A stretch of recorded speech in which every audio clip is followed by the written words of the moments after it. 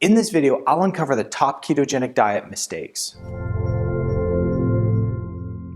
Hi ladies and gentlemen, I'm Dr. Zarowski and welcome back to the channel. If you're new to the channel, it's a pleasure to have you here. Be sure to subscribe and hit that bell notification and join our notification community so I can help you excel your health and your life. In this video, we're talking about the top keto mistakes. This is an important video because, in my clinical practice, I find so many people who are coming in and they're stating that they're following the ketogenic diet, but they're not following anything even close to it.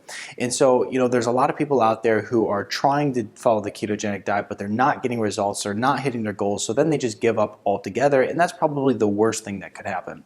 So a lot of people are making some very similar mistakes, so what I'm going to do is discuss these top mistakes that I see and hope that you are not making them as well. So first mistake here is not measuring your ketone levels. If you want to do the ketogenic diet, you want to get into ketosis, then one of the things that you need to do is you need to make sure that you're measuring your ketone levels. You have to know where you're at. You have to know if something is throwing you out. If there's a particular food that's throwing you out of ketosis, or there is a food that's messing up your results, you want to make sure that you know. And by measuring your ketone levels, you'll have a good baseline to go off of. You'll have a metric to be able to actually see where you are at day to day and really understand how you're doing with your ketosis. And so anyway, measuring your ketone levels is very powerful. I personally like to use the precision extra meter. You just prick your finger, you get some blood, and then essentially that gives you a nice accurate reading. I'll put a link to the meter that I use in the description below here. And then the next thing I see people do is consuming a lot of bad fats. Now in the ketogenic diet, you're supposed to be consuming a lot of good fats. But the problem is when people see keto and following the keto diet means eating a lot of fat, they typically just grab fats. They grab things like corn oil, soybean oil, margarine, all these different fats that you don't want to be consuming. The fats that actually raise omega-6 levels in the body, drive inflammation, and cause health concerns. We want to be sticking to good healthy fats. Think butter, avocado, coconut oil, olive oil, the really good healthy fats that are going to help improve our health overall.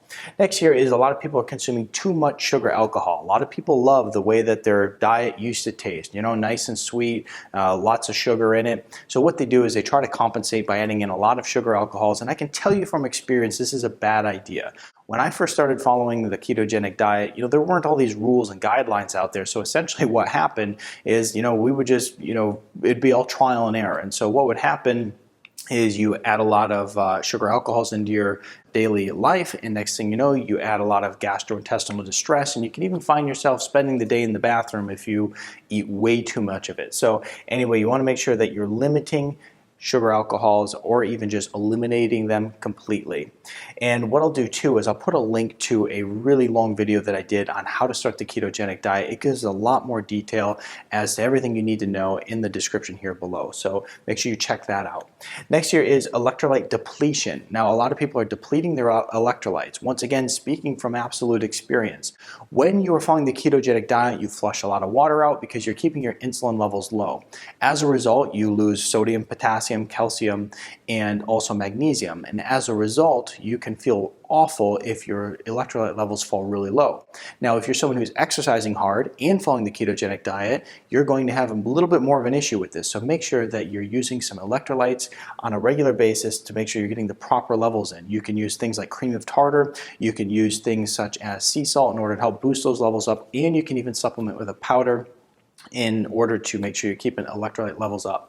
Next here is not enough fiber. So a lot of people want to go and get fiber bars and consume fiber in all these different ways when following the ketogenic diet because it's important to make sure that you're getting it in. However, the best way to get lots of fiber is going to be eating lots of green leafy vegetables. Now the thing is when people are following the ketogenic diet, they tend to go and gravitate towards a lot of different foods, but not their green leafy vegetables. So when on the keto diet, make sure that you're eating a lot of green leafy vegetables. It's very important that you get that fiber in because it's very important for your gut health and making sure that you don't become constipated and everything else. So when you're doing the ketogenic diet, green leafy vegetables are very important. Next here is your macro measurements. Now when we look at the macronutrient measurements, this is important as well. When we're following the ketogenic diet, we're supposed to be eating high fat, moderate protein, and low carbohydrates. If you're messing up those macronutrients, then there's a good chance you're not going to get results. If you're consuming, maybe not enough fat, or maybe you're consuming too many carbs, it's very easy for those carbs to creep up on you, or you're consuming too much protein, it starts to break down as sugar in the body. A couple quick tips for that is, first of all, I like to use the Carb Manager app where you can actually manage what you're eating and get an idea of what you're eating on a day-to-day basis. And then also the chronometer is really good for examining different foods and really understanding, the carb content in it, the fat content, and so on and so forth. So those are two apps that are really great. Once again, in the video I did that explains the ketogenic diet in full detail. It's a long video, but it's a very good one. I talk more about that. So go ahead and check out that in the description below. And then also people who aren't prepared. So this is a big mistake for a lot of people. You're going to a birthday party, you're going to a restaurant, and you're just not prepared as to what you're going to eat. And then you just go off the rails and screw up all the hard work you've put in so far. So being prepared is very important. As a rule of thumb, you can pretty much find a side salad and fatty meats wherever you go, whether it's a restaurant, birthday party, friend's house. You can typically dig up a side salad and find some fatty meats, and that is a safe option to always go with if you are not prepared. But when following the ketogenic diet, it is always in your best interest to be fully prepared for everything you're going to eat so that you don't mess up all your hard work. So be sure to give this video a thumbs up and share it with your friends so that they are not making these top keto mistakes. And if you have any questions, put it in the comment section here below, and then subscribe to my channel if you have not done so yet, and check out my other keto videos, and I'll see you in the next video.